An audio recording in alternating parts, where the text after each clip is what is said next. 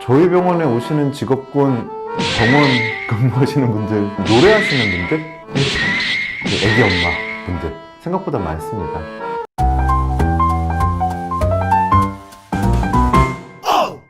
안녕하세요. 정선비 정한울입니다. 요즘 많이 바빠지셨습니다. 조금 그런 것 같아요. 제가 그때 계절 상관없다, 상관 있는 것 같기도 해요. 그리고 뭔가 새 학기 처음 시작하면서 환자분들께서 어떤 얼굴 수술이나 이런 것들에 관심이 올라가고 계획을 가장 많이 하는 시기는 맞습니다. 근데 그러다 보니까 수술 자체의 어떤 계절에 따른 차이는 크게 있다고 생각하지는 않지만, 그래도 분명 겨울은 조금 더 집중되는 거는 분명히 있다고 생각이 드네요. 원장님 직장인들. 직장과 학생의 비율이 솔직히는 저는 학생분들보다는 직장인분들이 조금 더 많다라고 느끼는 것 같기는 해요. 저희 채널을 봐주시는 분들께서 직장인분들이 좀 많으신 건가? 아니 진짜로 그런 게 네, 진짜로. 아 그래요?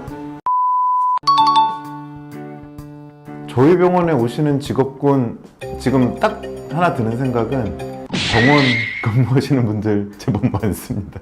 이제 뭐 환자분들 오시면 특히 저는 좀 쉬운 용어들, 그러니까 쉬운 표현으로 좀 설명을 드리려고 해요. 그렇게 해도 좀 어려운 내용들이 많다 보니까 조금 비유를 많이 섞어가면서 그러니까 최대한 좀 이해하기 쉽게 말씀드리는데, 저 간호사입니다. 치과대학 학생입니다. 치위생사입니다. 그런 분들이 꽤 계세요. 그래서 뭔가 말씀드릴 때 뭐 잘못 드린 건 없는데 약간 뭐랄까요? 이거 보니 타짜예요. 애쓴다 뭐 이렇게 봐주시지 않았을까 싶긴 합니다. 아무래도 이제 병원 쪽 관련된 일을 하시는 분들은 솔직히 저희도 하나부터 열까지 조금은 더 신경 쓰이죠. 이게 어떤 수액을 연결한다는 거나 뭐 약을 쓴다거나 모든 하나부터 열까지의 과정들을 대부분 알고 계시다 보니까 잘하나? 이렇게 뭐 그 이상의 평가가 있을 거다 보니까 조금 더 아무래도 신경이 안 쓰일 수는 없는 것 같아요. 그리고 또 기억나는 직업군들, 지금 노래하시는 분들? 카메라 앞에서 활동을 하신 분들도 제법 많으시긴 합니다.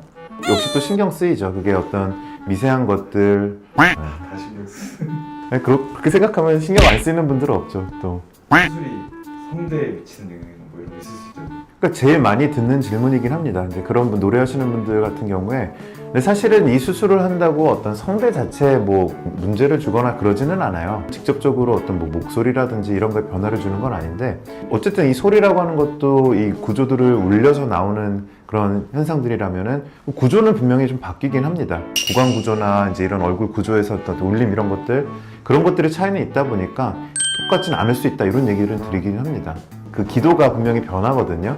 하지만 이제 걱정하실 정도로 뭐 목소리가 안 나온다든지 아니면 전혀 다른 목소리가 된다든지 이런 건 아닌데, 뭐 전혀 차이가 없다라고 볼 수는 없다 정도는 말씀을 드리는 것 같아요. 수술 받으시고 바로 높은 데 올라간다, 이제 이런 것들이 뭐 직접적인 영향은 아닌데, 기압차 이런 것들 때문에 분명히 귀에 유스타키오간 뭐 이렇게 얘기를 하잖아요. 귀가 이제 멍멍해지거나 이런 것들이 구조물들이랑 관련이 있는데, 실제로 양악 수술에서 상악 수술 부분, 그러니까 상악의 뒤쪽 부분에 가면은 그 귀에 멍멍한 이런 것들에 연관되는 구조물들이랑 인접해 있어요. 그래서 수술하고 나서 귀가 일시적으로 멍멍한 분들이 가끔은 있기는 있는데, 이런 것들이 이제 그 비행기를 타시는 승무원분들이라면은 수술하자마자 갑자기 이제 타거나 그런 것들이 조금은 영향은 있지 않을까 싶기는 한데요. 수술하고 다 회복이 되면은요, 비행기 타는 것 자체가 뭐 안 되거나 힘들거나 특별히 그러진 않다고 생각을 합니다. 그래서 피트니스 선수나 이런 분들 계시죠. 그런 분들은 어떤가요? 기본적으로는 큰 문제는 없을 거라고 보고요. 당연하지만 이제 회복이 잘 되고 난 이후에 뭐 100%라고 할 수는 없어도 충분히 이 정도면은 일상생활 모든 것들이 가능하다라고 말씀드리는 시점이 보통 3개월이기 때문에, 한 3개월 지나면 웨이트 트레이닝 이렇게 뭐 무게 치고 이런 것들은 저는 뭐 괜찮다고 말씀을 드리는데, 분들이 3개월의 근손실을 참을 수 있을까요? 실제로 이제 전문 피트니스 이런 직종분들까지 아니더라도 그런 표현을 쓸 수는 없고, 운동 좋아하시는 분들 이렇게 많이 계신데 약간의 그런 컴플레인이라 그럴까요? 그런 것들이 있는 분들이 있긴 있습니다. 그 운동도 당연히 중요하지만 요 회복에 어쨌든 전념을 해야 되는 시기는 충분히 투자를 해야 되는 게 맞다 보니까 좀 운동에 좀 변화를 주는 것들이 필요한데, 뭐 가벼운 운동이나 이런 것 정도는 괜찮아요. 근데 무게 같은 것들을 많이 들고 그러면은 당연하지만 얼굴에 힘주고 이러시기 때문에 뼈나 근육에 큰 힘이 가게 될 거고, 만약 이렇다면 이거는 문제가 될 수 있죠. 한 달쯤은 좀 조심스럽다고 실제로 설명을 드리고 있습니다. 참분들 말을 잘 안 들을 때. 뭐 언제나 그렇죠. 이제 뭐 술 담배 많이 하시는 분들 눈빛만 봐도 서로 이제 눈치 게임을 하죠. 뭐 음식 좋아하시는 분들 역시 이제 씹는 것들이 초반에 수술 직후에는 아무래도 좀 조심하셔야 되는데 몰래 아마 드시는 분들도 많을 거라고 생각이 듭니다.